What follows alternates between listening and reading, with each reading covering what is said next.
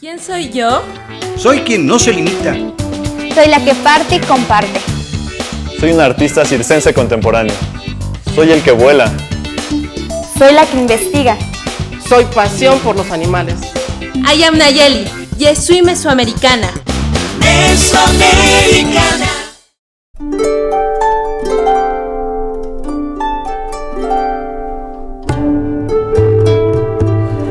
Continuamos, mis queridos amigos.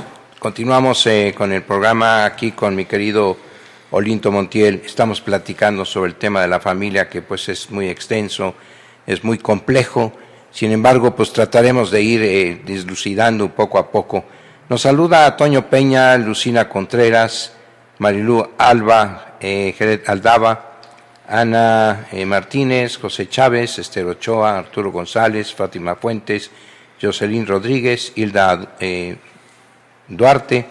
En fin, tenemos muchísimas llamadas telefónicas como cada 8 días y eso me da muchísimo gusto. Me alienta a seguirme sintiendo con el interés de continuar con este programa, que no es fácil. Ya cumplimos un año, subimos el programa pasado en un año y vamos a continuar. Yo creo que las relaciones de tipo de familia con el contexto social y cultural es lo que nos está haciendo movernos un poquito, pero imagínate ese eslogan que tú decías, ¿no? De la familia pequeña vive mejor. Sin embargo, escuchamos en todos los ámbitos, el social, el político, en todos lados, escuchamos que lo que nos va a sacar adelante o la fuerza que tenemos que tener es a través de la familia. Sí, ¿Será en lo educacional? ¿Será en qué? Pues la familia cumple un papel fundamental, importantísimo. Y yo diría que en dos grandes ejes.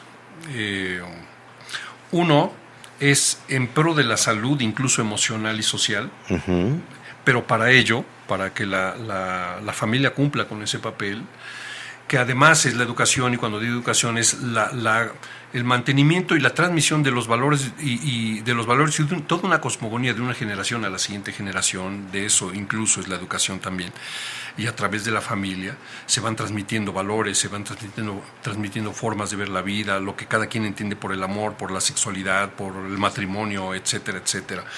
Cuando la familia, vamos a ponerlo, en un tipo ideal, es una familia saludable. Esa familia tiende a generar hijos también saludables.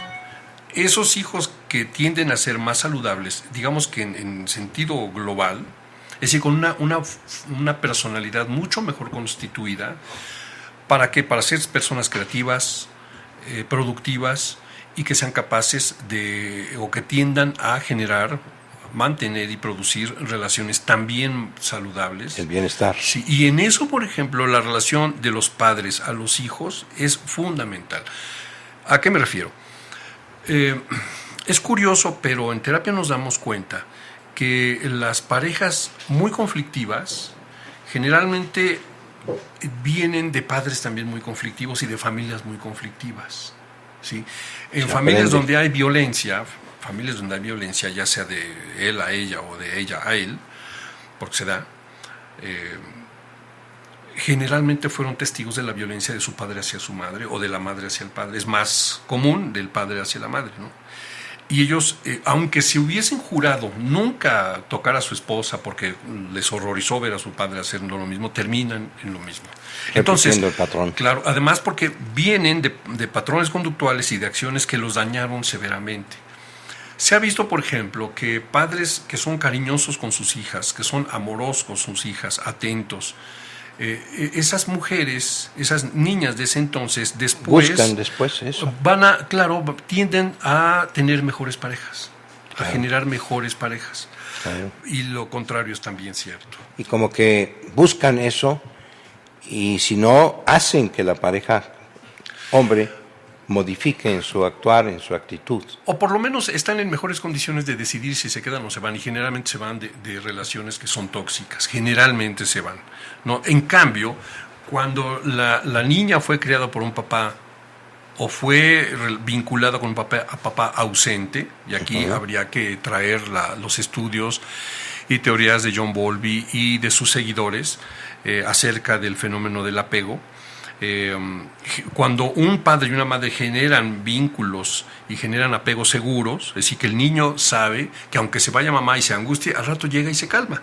Pero en cambio, cuando el apego es de otra forma, inseguro, o no existe, o es ausente, generan mucha angustia, mucha ansiedad, y en otros casos, según algunas apreciaciones y propuestas, incluso pueden ser la génesis de algunos psicópatas. Así es. Sí, porque el niño que vive un apego ambivalente, por ejemplo, o no lo tiene, se defiende desensibilizándose. Uh-huh. Es decir, se vuelve, digamos, es una de manera, defensa. Se defiende, se endurece. Y es una persona incapaz de amar, por lo tanto incapaz de establecer empatía con sus semejantes. Y entonces, en una digamos, una zona muy remota de su mundo interno y de su corazón, sigue anhelando el reconocimiento y la presencia del padre o de la madre. Ajá. Entonces va a hacer muchas cosas, entre otras cosas, se vuelven muy exitosos, por ejemplo. Mucha gente muy exitosa, aparte por sus logros en sí mismo, por sus capacidades y sus recursos, es muy plausible. En algunos casos lo hacen porque anhelan el reconocimiento del papá. Tienen una ausencia, sí. Y eso pasa también porque en la región psíquica no pasa el tiempo. Exacto. No, y allá siguen el anhelo, nada más que ya se quedó en una región muy profunda y siguen buscando el reconocimiento. Por eso ese patrón de éxito constante, pero ausente de sentimientos. Sí, y me refiero a la psicopatía, no necesariamente es el que asesina serialmente, no. Nosotros dicen que nos encontramos en nuestra vida alrededor de 60 psicópatas, en toda nuestra vida, más o menos. Y esos andan por todos lados. Y se caracterizan por eso, por una ausencia de sentimientos, de afectividad y una carencia de empatía con los demás. Solamente se plantean objetivos así, y no les importa pisotear a la gente. Y eso si bien nos va. Eso si bien no va. Porque son exitosos en algo. Son exitosos. Sin embargo, vemos que cuando hay ausencia, o estas familias disfuncionales, cuando hay ausencia del padre o de la madre, ni siquiera llegan a ser exitosos, sino que son complejos o con problemas o taras bastante severas, que una vida compleja que hacen pues una desgracia, ¿no? O sea, porque no solamente ellos viven mal, sino que todo lo que está a su alrededor, el entorno social, es malo. Es negativo. Y fíjate, doctor, que esto es un dato muy importante porque es algo que he venido reiterando a lo largo de varios programas que gentilmente me han invitado. Es el hecho de que las familias actualmente enfrentan un dilema muy fuerte y enfrentan también un fenómeno muy complejo, que es que la familia deja en un segundo lugar, es más, ni siquiera lo tienen como un elemento primordial, que es el enriquecimiento de los vínculos emocionales con sus hijos o entre parejas. ¿Por qué? Por la misma dinámica que nosotros estamos viviendo en una sociedad como la nuestra, implica que los papás obviamente le quieren dar lo mejor, entre comillas, a sus hijos. Pero como lo he comentado en otras ocasiones, eso que creen que es mejor son cosas. Son cosas. Entonces las familias empiezan a fracturarse, los vínculos empiezan a debilitarse. ¿Por qué? Porque papá y mamá empiezan a trabajar los dos al mismo tiempo, los dos se ausentan. Y piensan que satisfacer las cosas materiales es todo. Exactamente. Pero además porque estamos hipnotizados por una sociedad que eso nos introyecta como softwares, como programitas, yo diría como virus. De querer tener lo mejor. Exactamente. Entonces eso afecta a la pareja porque se ausentan mucho, se ven cansados en la noche, hartos, tensos, y no es de extrañar que cualquiera de los dos o los dos padezcan colitis, gastritis, úlceras. Es hasta patético, pero muchos dicen, bueno, soy ejecutivo y también como ejecutivo debo tener úlcera, cardiopatía, como si fuera. Y mi psicoanalista, ¿no? Claro. Sí, por supuesto. Pero además son parejas muy ausentes, se reúnen de vez en cuando, llegan el fin de semana y el señor al fútbol con su control remoto, la señora cerveza. Harta también y su cerveza el señor, y entonces no se frecuentan, sus relaciones, sus vínculos están muy, muy debilitados. Y con los hijos ocurre lo mismo. O peor. Entonces la familia como la estamos viendo actualmente, le llamamos familia, pero los vínculos están seriamente dañados ya. Yo creo que tú tienes estadísticas muy, muy serias al respecto, ¿no? De qué está pasando con la familia en este momento, ¿no? Desde luego, pues haces terapia y tienes a muchísimos pacientes, pero Yo creo que parte de eso, ¿no? Sí. De un porcentaje muy elevado de familias Sí, que yo digo, ¿para qué se juntaron? ¿Para qué se casaron? ¿Para qué viven? sí. Si antes de los 6 meses ya están peleando y las cosas están hechas una desgracia, ¿no? Y fíjate, doctor, que te voy a decir otro elemento que está también incidiendo terrible y negativamente en las familias, en las parejas. Podría aparecer, y algunos sonreirán, otros dirán que no es cierto, pero cada día se aparecen más notas sobre esto que ya está en las familias, los teléfonos y las Celulares. tabletas. O sea, yo he observado varias veces en los restaurantes, cuando llegan las familias a comer, Cada uno con su qué celular. tanto se están mirando, qué tanto están conversando, qué tanto las parejas se tocan, qué tanto se besan o se abrazan cariñosamente. Ya no.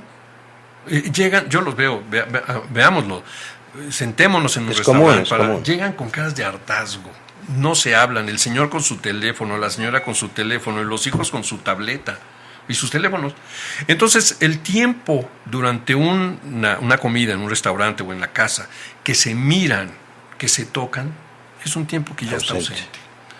Ya ahora miramos más una pantalla que los ojos de nuestra pareja. Miramos más una pantalla y buscamos más afanosamente quién nos mandó un mensajito de WhatsApp o de Facebook que los ojos de nuestros hijos. Así es, sí. Estamos más pendientes del sonido de esto que el sonido de la voz de nuestros hijos. Eso es patético. Sí. Y eso, de una u otra manera, está afectando seriamente la institución familiar. Y no es acudir a un romanticismo. No, es una cosa no, que era es que- natural es que es anterior algo- y que hoy este aparato, lejos de usarlo correctamente, nos ha Claro. venido a dar al traste precisamente en las relaciones, en las pláticas, en todo. Nos vamos al segundo corte.